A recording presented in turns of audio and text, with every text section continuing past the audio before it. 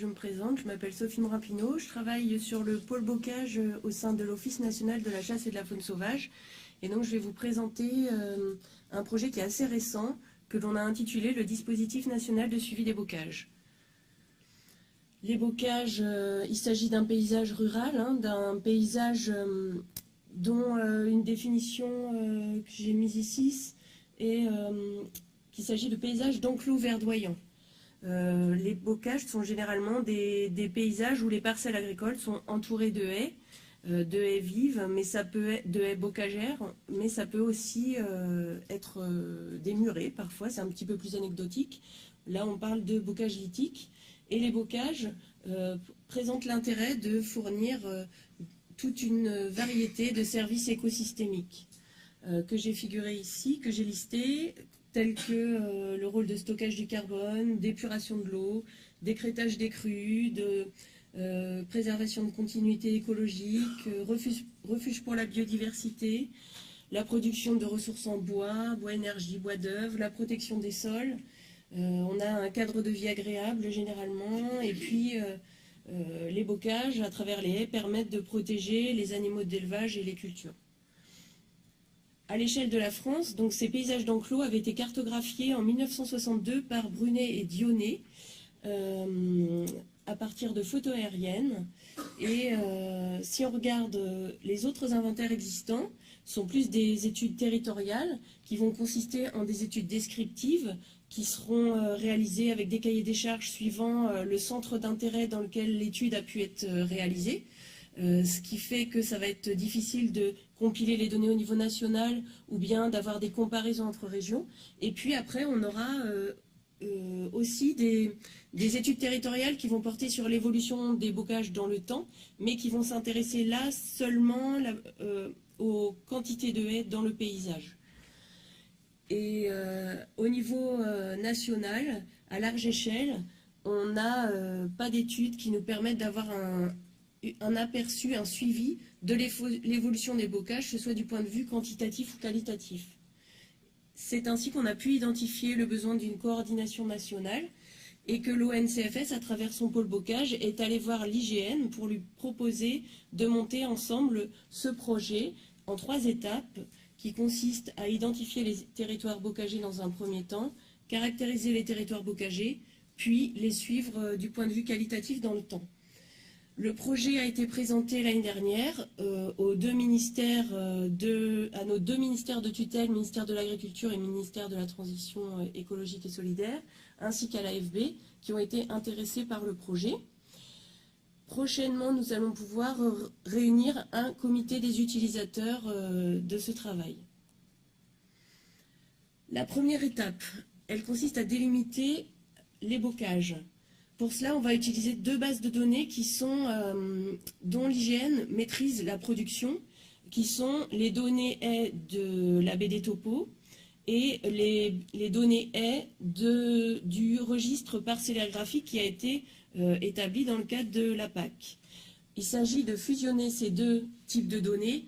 On va obtenir à l'échelle de la France des haies sous forme surfacique, et puis on envisage de squelettiser cette couche surfacique pour avoir des linéaires de haies sur toute la France. Cela nous permettra d'établir une carte nationale des bocages de France à partir de calculs d'indices de densité, de connectivité de haies, en réunissant des experts sur les seuils à retenir et en comparaison aussi avec des données disponibles pour valider le travail. L'étape 2, il va s'agir de caractériser les bocages. Donc pour cela, on va utiliser 2 approches. Une approche géomatique pour aller voir à l'échelle de chacun des bocages cartographiés. Je ne l'ai pas précisé, mais sur l'étape 1, on va fournir la densité de haies par commune pour faire cette cartographie des bocages.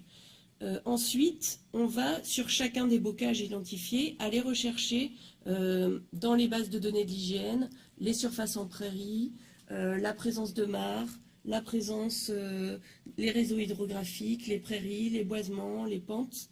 Donc tout ce qu'on pourra récolter ainsi et caractériser chacun de ces bocages. Par exemple, est-ce qu'on va avoir des bocages plutôt de de type prairie, plutôt des bocages à mosaïque de culture, voilà. Et puis, la deuxième étape de ce travail, ici, sera d'aller regarder aussi sur le terrain ce qu'on ne peut pas voir dans les bases de données géomatiques. C'est est-ce qu'on a des pratiques culturelles sur ces bocages, type taille des arbres en tétard, arbre des mondes, est-ce qu'on... quels sont les noms des bocages connus localement, pour pouvoir fournir une carte des bocages de France. Enfin, l'étape 3, qu'on envisage de faire débuter à partir de 2020, consistera à la mise en place d'un échantillonnage qualitatif des haies, c'est-à-dire que l'on va essayer de qualifier du point de vue écosystémique l'habitat bocager en focalisant sur les haies tout d'abord, car c'est l'élément commun à tous ces bocages. Ainsi, on pourra s'intéresser à l'épaisseur des haies, on y a fait référence plus avant, la présence de bandes enherbées, la présence de bois morts, de lianes, la présence de micro-habitats. Est-ce qu'on a une diversité d'essences dans ces haies? Voilà. Donc ça, c'est un travail qui est en cours de réflexion. En conclusion, je dirais que ce travail de diagnostic et de suivi pourrait permettre donc des perspectives nombreuses et variées dans le cadre des différentes politiques auxquelles on a fait référence plus avant. Ainsi,